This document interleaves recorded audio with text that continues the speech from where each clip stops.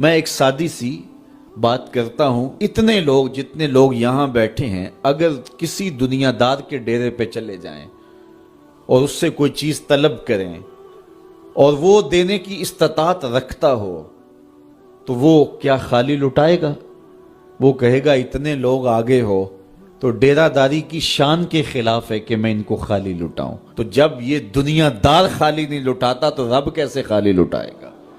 جب بندے اس کی دہلیز پہ چل کے آ جائیں تو وہ بندوں کی ضرورتوں کا کفیل ہے اور ان کے ہر درد کو جانتا ہے اور ان کی ضرورتوں کو پورا کرتا ہے۔ علماء نے کہا دعا ہر صورت قبول ہوتی ہے، یا تو یہ ہے کہ فوراً قبول ہو جاتی ہے، جو مانگا فوراً مل گیا، اور کبھی ایسا ہوتا ہے کہ فوراً نہیں ملتا، حکمت ہوتی ہے اور فوری دینا مناسب نہیں ہوتا تو اس کو فوری نہیں دیا جاتا، لیکن دعا بعد میں کچھ عرصے کے بعد اس کی ڈیمانڈ پوری کر دی جاتی ہے۔ اور کبھی ایسا ہوتا ہے نہ فوری دیا جاتا ہے نہ بدیر دیا جاتا ہے، اس دعا کو ذخیرہ کر لیا جاتا ہے اور حشر کے دن اس کا بدلہ دیا جائے گا۔ اور روایت میں آتا ہے حشر کے دن جب ان دعاؤں کا بدلہ دیا جائے گا جن کا بدلہ دنیا میں نہیں ملا تھا تو لوگ آرزو کریں کہ کاش کہ دنیا میں کوئی دعا قبول ہی نہ ہوئی ہوتی، سارے صلے آخرت میں ملتے۔ اللہ اکبر۔ کبھی ایسا ہوتا ہے جو مانگا جاتا ہے وہ نہیں دیا جاتا، اس کے بدلے میں کچھ اور چیز دے دی جاتی ہے جو اس کی ضرورت ہوتی ہے اور جو اس کے لیے مناسب ہوتی ہے۔ وہ کچھ اور مانگ رہا ہوتا ہے لیکن اللہ اپنی حکمت کے تحت اسے کچھ اور عطا کر دیتا ہے۔ بہر صورت دعا قبول ہوتی ہے اور بندوں کے اٹھے ہوئے ہاتھ اللہ پسند کرتا ہے۔ آج یہ بھی بحث چلتی ہے نہیں مانگنا چاہیے، فلاں وقت میں نہیں مانگنا چاہیے، تو وہ کہتا ہے مجھ سے مانگو جب بھی مانگو، میرا دست کرم تمہیں دینے پہ آمادہ ہے۔ اور اگر کوئی نہیں مانگتا تو فرمایا کل ما یابو بکم ربی لولا دعاؤکم، اے محبوب فرما دو اگر یہ نہیں مانگیں گے تو اللہ بھی پرواہ نہیں کرے گا۔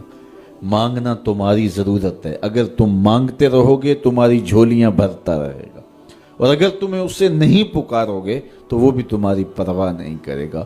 تو اس کے حضور دعائیں مانگو، اپنی آرزویں پیش کرو، اپنی تمنائیں اس کے حضور پیش کرو۔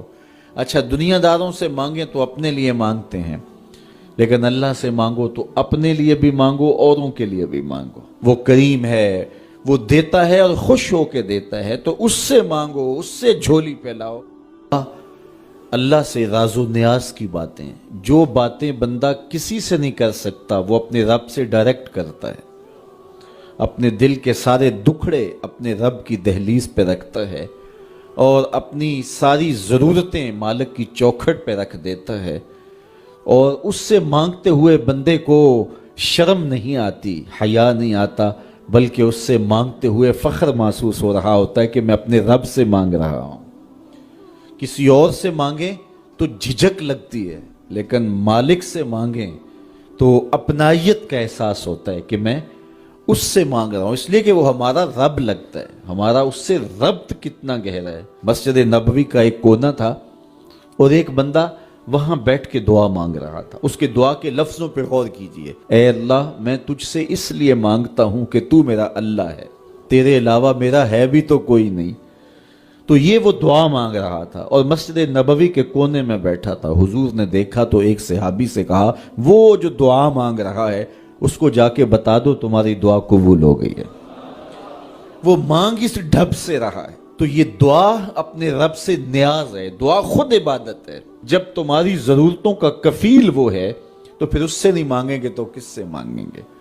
اور جب اس سے بندہ مانگتا ہے تو پھر وہ مانگنے والے کی لاج بھی رکھتا ہے۔